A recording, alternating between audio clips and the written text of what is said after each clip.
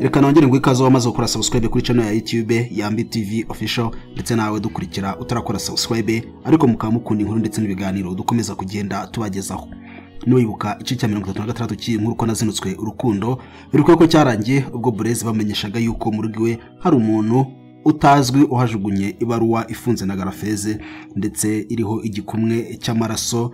Bakavuga yuko iyo baruwa yandikiwe Blaise gusa nta wundi muntu, ikintu cyabateye ubwoba cyane. Ese iyo baruwa yari imiki, ninde wayanditse? Reka rero dushira amatsiko twumva gice 37 cy'inkuru. Bibutsa kuri munsi yayo ukareba ari butukura ndetse ijambo subscribe ugakandaho ugatukana akamenyetso k'inzogera gatakaza ku ruhande kugira ngo dushiraho gice 38 uzahite wakira ubutumwa bugufi kumenyesha ko kigezeho gahita cyumva.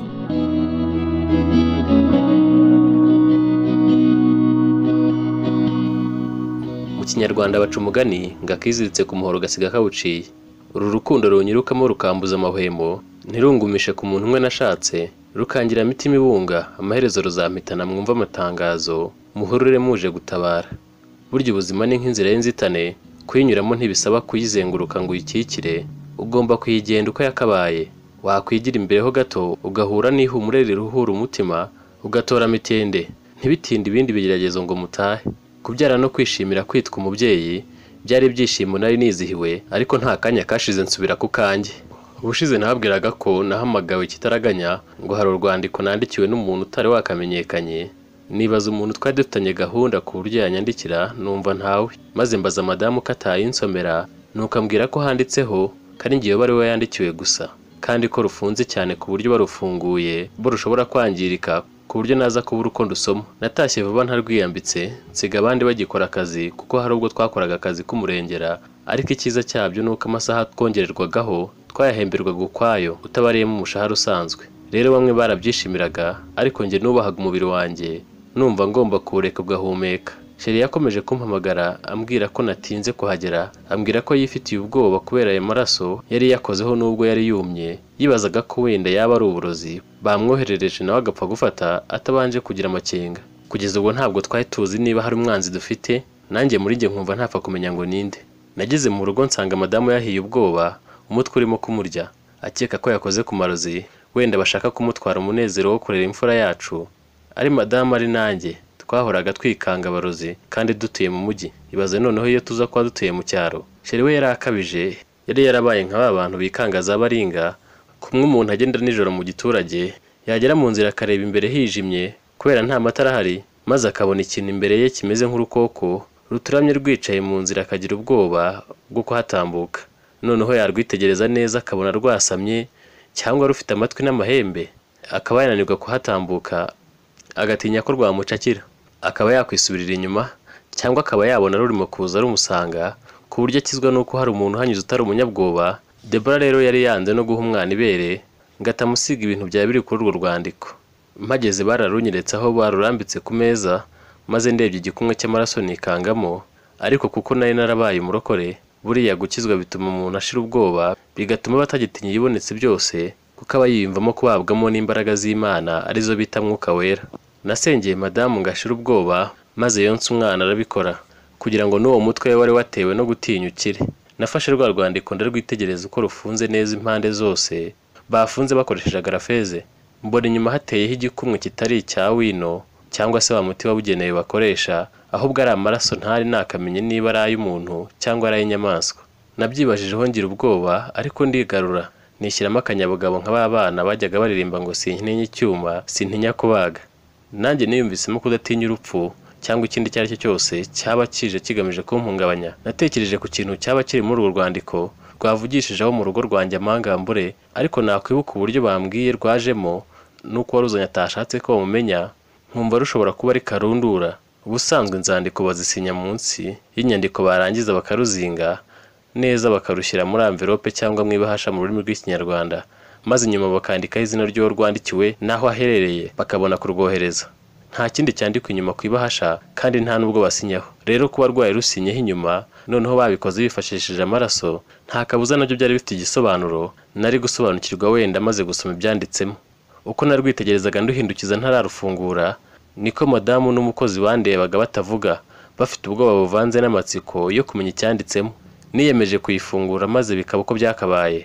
Mu mutima nari mfitemo gutinya, ariko kubera umugore n'umukozi ndetse n'umwana wanjye ntagombaga kwereka intege nke, ku mubiri no mu maso nari nihagazeho ndeba urwo rwandiko nk'uwarusuzuguye, ariko ku mutima ameze nk'umuntu ugiye gutegura igisasu atizeye neza niba kitaramuturikana. Natangiye gukuraho agarafeze buhoro buhoro, maze mbona n'urwandiko ruriho umukono ntarimenyereye, maze ntangira kurusoma nitonze. Nta zina ry'uwanditse ryari ririho, aho wanditse aherereye hari muri ako gace n'ubundi twari dutuyemo, bivuze ko rwari rwanditswe n'umuntu uzi neza aho nari ntuye.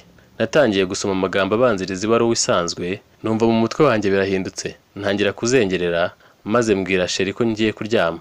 Yahise ambaza icyo nsomye, kinteye guhita ntekereza kujya kuruhuka nkaryama. Sinamusubiza, ahubwo mpita njya mu cyumba ndakinga, mpita mvuniramo n'urufunguzo.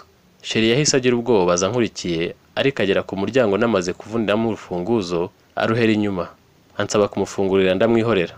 Nagombaga gusoma urwo rwandiko nkarurangiza, rukanzengerereza icyarimwe n'ubundi hari hahandi. Nakomeje gusoma amagambo akomeye yari muri urwo rwandiko, ataragaragazaga neza niba ari umukobwa cyangwa umuhungu warwanditse.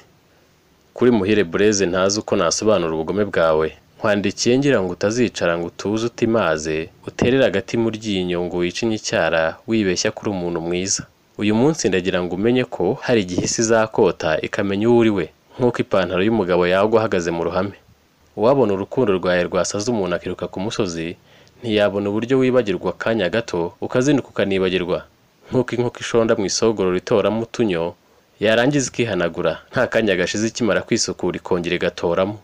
Wa muhemu we wakunze Sylvie ukamukura ku mukunzi we wo mu buto, ukamutesha umutwe ngo uramukunda, harya urupfu rwe ngo ntabwo uruzi? Ni gute ukunda umuntu agapfa uyu munsi maze mu gitondo ugakora ubukwe n'undi mukobwa? Ese ubundi ugira imitima ingahe nkubaze mutima mutindi we? Nta no kugira agatima k'umuntu ngo umushakishe, ahubwo uhugiye ku kizungereze wakuye mu bakungu. Ese ubwo ubundi ubwo uramukunda?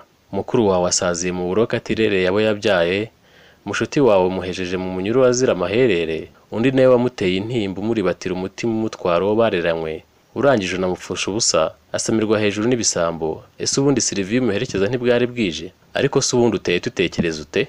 Ese haba hari icyo wibagiye gukora ngo ugikore? Ni igihe gito ibyo wibwiraga bigahera, ugahubuka nk'avoka, ugacishwa bugufi ugaciririka, ukaba umukungugu bakandagira, ukibagirana nk'utigeze kubaho. Ndaje ndi mu nzira sintinda, nduwe utazi kandi uzi, wanamenye ukanamenyera, ndi hafi aho nitegereza buri ntambwe utera, ntiwambona ariko ngenda ku ruzi, ibyawe birarangiye nk'umugezi ugeze mu ruzi. Iyi baruwa yambereye urwandiko, narayisomye ndayisinda, ndasusumirana umutwe mbura ubwenge, mpinduka igishushangu gishwa abayongo, sinabasha no kumva bankomangira, nanirwa no gusubiza ubwenge ku gihe, mbese mera nk'usaze. Maze ngo akuburira umwuka urahera butumbi, ariko agatima kagitera. Nakase igitotsi sinamenye igihe narengeye, ndagenda ndarenga mpinguka iyo mu nzozi. Nabonye ngo Sylvie yambaye ivara, nanjye nambaye ikote, turi twenyine, twishimye nk'abari mu bukwe bwa twenyine. Ngo twari mu busitani bugari cyane, bwuzuyemo indabo z'amoko yose, zirimo udukoko twinshi ariko tutaryana, ariko twumva amajwi meza y'inyoni nyinshi zizerera muri ubwo busitani, ziririmba uduhozo twiza. Ubwo niko akayaga gahuha impande zose, tamenya aho kava n'aho kerekeza, buhoro buhoro gasuma nk'amazi y'inyanja. Ngo kagahuha imisatsi ya sheri wanjye Sylvie, maze nayo ikihuha uboshye amashami y'imikindo. Sylvie yajyana n'ako kayaga nkamugaruza ikiganza, nkakimufatisha mu gihumbi. Ngo Sylvie yari ashinguye, ari mwiza, ari umutako w'urutanisha, ari urwibutso rw'ibyiza, ateye amabengeza njye umureba. Ngo Sylvie ntiyari agifite ubumuga nka mbere, ngo yansabye kwicara tugatuza, tugatondagura inshinga yo gukunda, akampugiraho akampimba nkahimbarwa, akankwizaho ibihozo nkwiye. Twicaranye twegeranye, maze anyegekaho uwo mubyimba, ambaza ururimi ari bumpimbazemo, mubwira urw'abakurambere batubyara, abyumva bwangare nikiza. Muri uwo munyenga w'urukundo, Sylvie yampereye ku birenge, avuga ko byahiriwe n'urugendo rugana umukunzi wamwihebeye.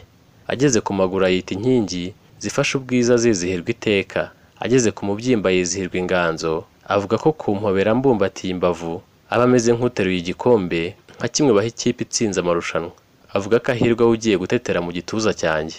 Mu gihe nari ndi muri nini nagonnye nk'uko abari maso babyumvaga, nyamara njye naryohewe ubudasigaza mu rukundo rw'amarenga, kuko zari inzozi zari kunzonga nkangutse.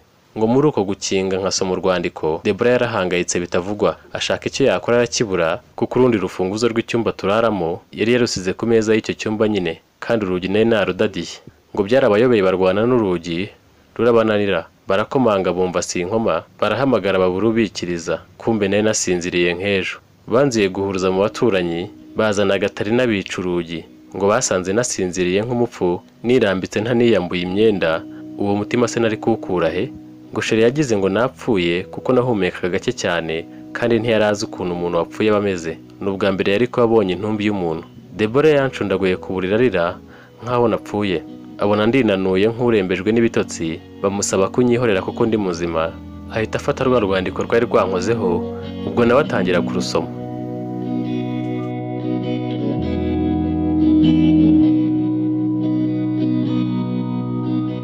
Reka ngurisha 37 cy'inkuru uko nazinutswe urukundo arahakirangiriye.